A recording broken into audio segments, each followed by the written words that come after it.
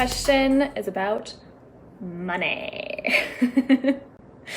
Also, I decided today that I'm a hat person, so deal with it. Okay. This is my true self, like really shining, because I recently wrote a post about how I'm like done hushing and buffering myself, and this is me. All right, so this question is about money. It says, money blocks. I'm starting to get frustrated because I feel like I've been putting in so much work in all the areas. Spiritual, masculine work, by taking action. I've been journaling and meditating and listening to money affirmations, taking huge leaps of faith, investing in myself, and then every time I launch something, it's literally crickets. What am I doing wrong? What blocks have I not worked through?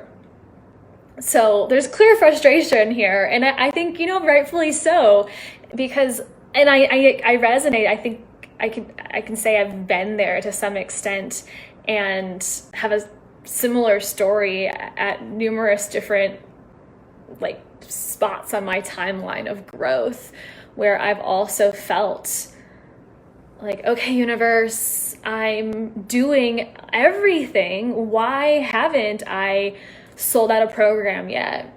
Why do when I put all this love and energy and time into this offer or this launch, or I'm investing in myself to do better, be better, I'm still hearing crickets? So I want to just acknowledge that, of course this is frustrating, and at the same time, I want to just check blame and notice if there's any self-blame coming up. And that would be one thing to start with, is just if there's any sort of self-blame around why this hasn't happened, what does that dialogue sound like? What does that voice sound like in your head that says, I'm not doing enough, or I'm to blame, or it's just never going to work for me? That would be a great launching pad to do some subconscious work and some release work, some healing work. But I want to just pick out a few of the words that were used inside of this question, because I think the answer is actually hidden within the way this question was asked. You better not.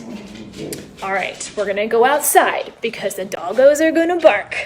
So, oh, maybe not. Oh, they're gonna stay good. Are you gonna be good? Okay, good girl. All right. So she says, I've been putting in so much work in all the areas. And my question to ponder and play with here is, what if it didn't have to feel like work? What parts don't feel like work? What parts actually feel fun or easy, pleasurable, joyous?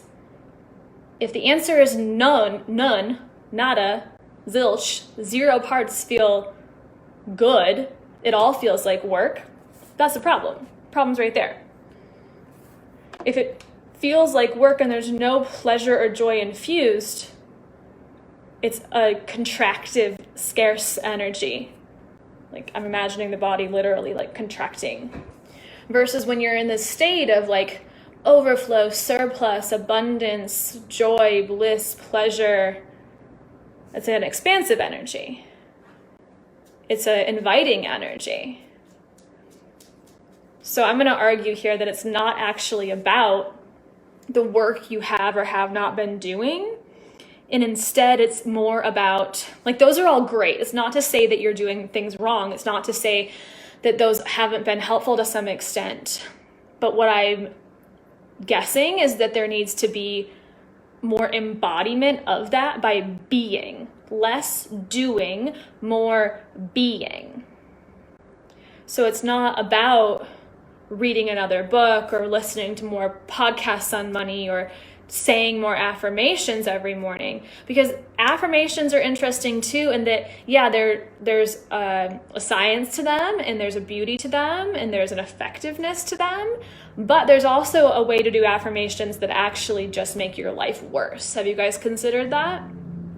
Because if you wake up every morning and you say 100 affirmations about how abundant you want to be, but every single one has like not happened yet, or you have self-doubt around, or there's still a limiting belief around, or an inner child story that's like really scared, then you're just perpetuating your fear-based mind by saying those affirmations, because you're not embodying them, you're just saying them to say them. The difference then becomes embodying the energy of what you actually desire, and less doing, more being in the energy of what you desire. There was another word I wanted to, so she mentioned masculine work. So this is exactly the same, right? So, or exactly related to what I was just saying, because that is the masculine work. Great job. But there's also a feminine side that if we forget, the scales are uneven. Manifestation, abundance, overflow come through, or at least most easily come through, a balance of the masculine and the feminine. Not one, not the other. One's not better than the other. A blended approach. But if it's been all masculine, okay, perfect. You identified that. So now let's bring in the feminine and like sprinkle it on top. I also think of the masculine as the container, like you've built the foundation of what you desire, and maybe you've done some investigative work around money stuff. Now let's invite your feminine to fill that container and like dance and freaking orgasm within it. And I like literally, but more figuratively is what I mean by saying that. I mean, like, let's invite pleasure into your life and allow the getting into your body into your life.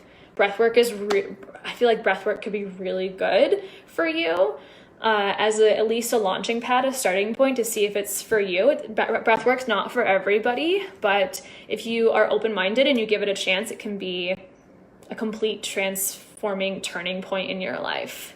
That's something that we do every month inside of Empath Leaders membership. If you want to try it out, there's no commitment. It's $111 a month. You get 3 calls and a group for support.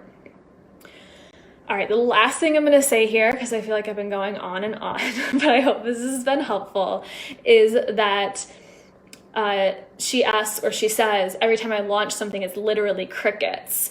So I'm also curious, this gets more into the strategy and like the business coach literal hat that I wear, but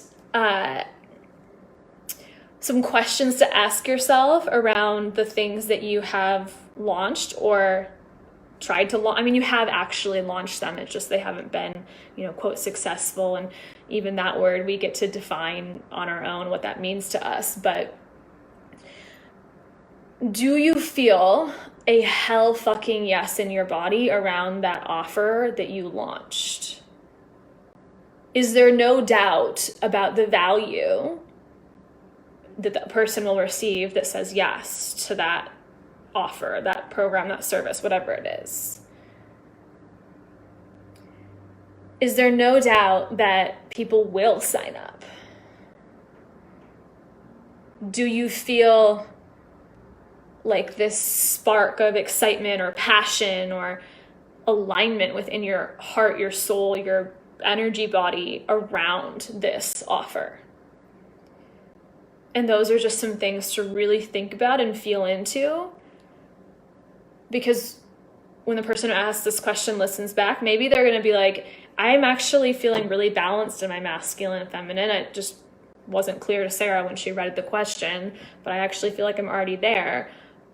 Then the issue might not be in that being embodiment. The issue may actually just be in alignment around the offers.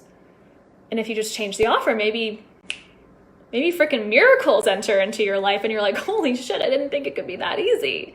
I just needed to make a couple little changes. So it's very customized, right? This would be more probably a guided if it was a one-on-one call where there was a back and forth conversation. But those are some things to think about. And I'd love to hear what your main takeaways are from listening in. All right, y'all. That's the last one for today. I'll talk to you soon.